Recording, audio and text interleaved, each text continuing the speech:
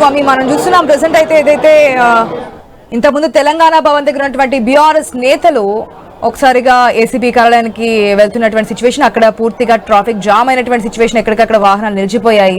దానితో ఆఫీస్కి వెళ్లే టైం కావడంతో భారీగా ట్రాఫిక్ జామ్ కూడా ఏర్పడింది. మనకి సమయం 14 అయింది, ఇంకా కేటీఆర్ అక్కడికి చేరుకోలేదు. పూర్తి స్థాయిలో బందోబస్తు ఏర్పాటు చేశారు. ఎక్కడ ఎటువంటి ఘటనలు చోటు చేసుకోకుండా ఉండేందుకు పూర్తి స్థాయిలో అక్కడ ఏర్పాట్లు కూడా చేశారు పోలీసులు. ఎక్కడికక్కడ బారికేడ్లు విధించినటువంటి పరిస్థితి. విచారణకి హాజరయ్యే ముందు ఈ రోజు ఉన్నటువంటి పాయింట్స్ చూస్తే గనక నందినగర్ లో ఉన్నటువంటి కేసీఆర్ నివాసానికి చేరుకున్నారు. కేసీఆర్ తో మాట్లాడారు. ఆఫ్టర్ దట్ తెలంగాణ భవన్ కి వెళ్లారు. అక్కడ నాయకులతో మాట్లాడిన తర్వాత బయటకు వచ్చారు. మీడియాతో మాట్లాడారు. మీడియాతో మాట్లాడినప్పుడు కొన్ని హాట్ కామెంట్స్ కూడా చేశారు. ఇది 3వసారి నన్ను విచారణకి పిలుస్తున్నారు. 3 సార్లు కాదు 30 సార్లు పిలిచినా సరే, ఎన్నిసార్లు పిలిచినా వాస్తవాలను అయితే మేము బయట పెడతామని చెప్పారు. 4 గోడల మధ్య కాదు 4 కోట్ల మంది జనం ముందు చర్చిద్దామని చెప్పారు. లైట్ డిటెక్టర్ పరీక్షకు కూడా మేము మాట్లాడుతుంటే కాంగ్రెస్ పార్టీ నుంచి స్పందన లేదని చెప్పారు. ఇక్కడి నుంచి మళ్ళీ కేసీఆర్ గతంలో ఏదైతే మొన్న వెళ్ళినటువంటి కాళేశ్వరం కమిషన్ విచారణకి హాజరైనప్పుడు కాంగ్రెస్ పార్టీ కావాలని పిలుస్తోంది ఇదని చెప్పారు. ఏసీబీ విచారణ అంటే ఏసీబీ కేసు సంబంధించి మీ మీద ఉంది, ఇప్పుడు నా మీద బనాయించారని చెప్పి మరొక కామెంట్ చేశారు. లోకల్ బాడీ ఎలక్షన్ సంబంధించి కూడా కామెంట్ చేశారు. లోకల్ బాడీ ఎలక్షన్స్ వస్తాయని చెప్తున్నారు. బీసీ నేతలే అంటే బీసీ ప్రజల మీ మీద తిరుగుబాటు చేస్తారంటూ కూడా మరొక కామెంట్ చేసినటువంటి సిచ్యువేషన్.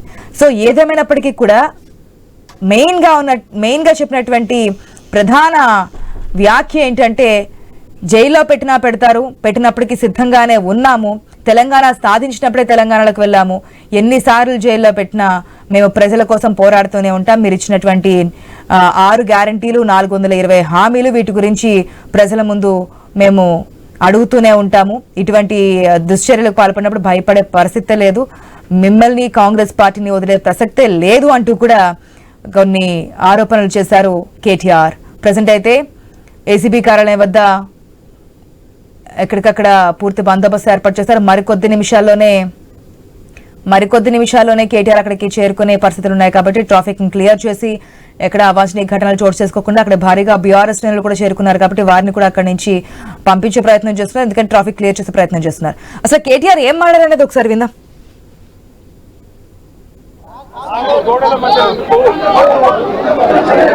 4 కోట్ల ప్రజల ముందు శాసనసభ సమావేశాల్లోనే అంటే పారిపోయిన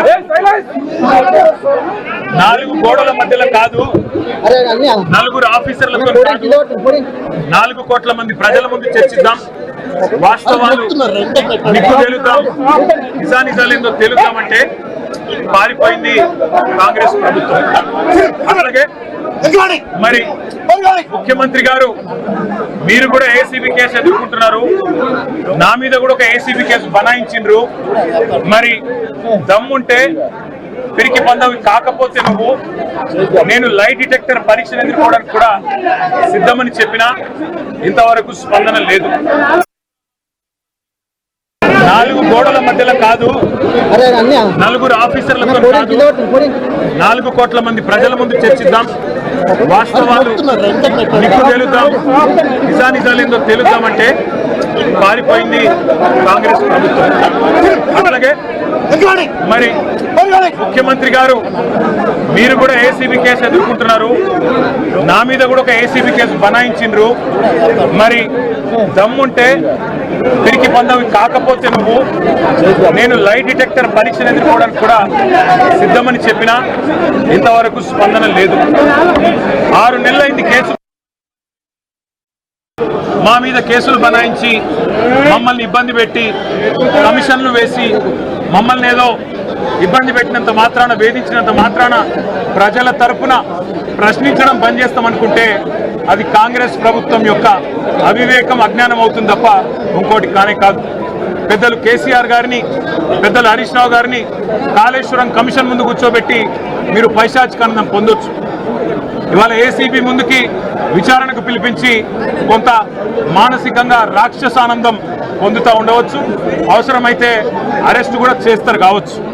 కానీ ఒకటి పక్క, తెలంగాణ కోసం గతంలోనే జైలుకు పోయి వచ్చిన వాళ్ళం, హైదరాబాద్ బ్రాండ్ ఇమేజ్ని పెంచే ప్రయత్నంలో భాగంగా హైదరాబాద్ బ్రాండ్ని కాపాడే క్రమంలో తీసుకున్న ఒక నిర్ణయం వల్ల మళ్ళీ జైలుకు పోవాల్సి వచ్చినా భయపడేది లేదు. ఒకసారి కాదు 100 సార్లైనా జైలుకు పోతాం, కానీ వదిలిపెట్టాం కాంగ్రెస్ ప్రభుత్వాన్ని, కాంగ్రెస్ పార్టీని.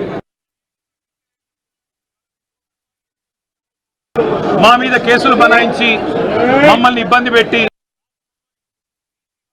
మీరిచ్చిన 420 హామీలు, మీరిచ్చిన దొంగ 6 గ్యారంటీలు, మీరిచ్చిన డిక్లరేషన్లు, ఇవాళ మీరు లోకల్ బాడీ ఎన్నికలకు సిద్ధమవుతా ఉన్నారని చెప్పి వార్తలు వస్తూ ఉన్నాయి. రేవంత్ రెడ్డి గారు నిన్ను మొత్తం రాష్ట్రంలోని బీసీ వర్గాల ప్రజలందరూ గమనిస్తున్నారు. 42% రిజర్వేషన్ ఇచ్చి 42% రిజర్వేషన్ ఇస్తాం అని కామారెడ్డి డిక్లరేషన్లో చెప్పి మోసం చేసి ఈరోజు స్థానిక సంస్థల ఎన్నికలకు మరి రిజర్వేషన్ ఇవ్వకుండానే పోతున్న వైనాన్ని కూడా బీసీలు గమనిస్తూ ఉన్నారు. రైతు బంధు పేరిట ఎలక్షన్ బంధుగా మార్చి ఎలక్షన్లు వచ్చినప్పుడు మాత్రమే రైతు బంధు వేస్తున్న విషయాన్ని రైతులు గమనిస్తున్నారు. నెలకు 2500 ఎగ్గొట్టిన విషయాన్ని ఈ రాష్ట్రంలోని మహిళలు గమనిస్తూ ఉన్నారు. 2 లక్షల ఉద్యోగాలని చెప్పి నువ్వు చేసిన మోసాన్ని ఈరోజు రాష్ట్రంలోని యువత గమనించింది. కాబట్టే నీ దగ్గర చెప్పుకోవడానికి సమాధానం లేదు. రైట్, చెప్పినట్లుగానే ఫార్ములా ఈ రేస్ కేసులో ఉదయం 10 గంటలకు ఏసీబీ విచారణకు హాజరయ్యారు కేటీఆర్. తెలంగాణ భవన్ నుంచి కొందరు నేతలు లాయర్లతో కలిసి కారులో బంజారాహిల్స్ లోని ఏసీబీ ఆఫీస్ చేరుకున్నారు. కారు నుంచి దిగకుండానే నేరుగా ఆఫీసులోకి వెళ్లిపోయారు కేటీఆర్. తెలంగాణ కోసం 100 సార్లైనా జైలుకి వెళ్తాం, కానీ కాంగ్రెస్ పార్టీని వదిలిపెట్టేది లేదని హెచ్చరించారు BRS working president KTR. Formula ఈ రేస్ కేసు విచారణ కోసం ఏసీబీ ఆఫీస్ కు వెళ్లే ముందు తెలంగాణ భవన్ లో ఈ వార్నింగ్ ఇచ్చారు కేటీఆర్. కాంగ్రెస్ బీజేపీ దొంగ బాగోతాన్ని బయటపెడతామని చెప్పారు. ఫార్ములా ఈ రేస్ కేసులో వాస్తవాలను 4 కోట్ల ప్రజల ముందు బయటపెడతామని సవాల్ విసిరి లైవ్ డిటెక్ట్ పరీక్షకు సిద్ధమంటే కాంగ్రెస్ ప్రభుత్వం నుంచి స్పందన లేదన్నారు ఆయన. ఇక ఫార్ములా కేసులో తనను 3వసారి ఏసీబీ పిలిచిందని గుర్తు చేస్తూ 30 సార్లు పిలిచినా వస్తారని అన్నారు. కాళేశ్వరం కమిషన్ ముందు కేసీఆర్, హరీష్ రావును పిలిచి కాంగ్రెస్ ప్రభుత్వం పైశాచిక ఆనందం పొందిందని ఆగ్రహం వ్యక్తం చేశారు కేటీఆర్.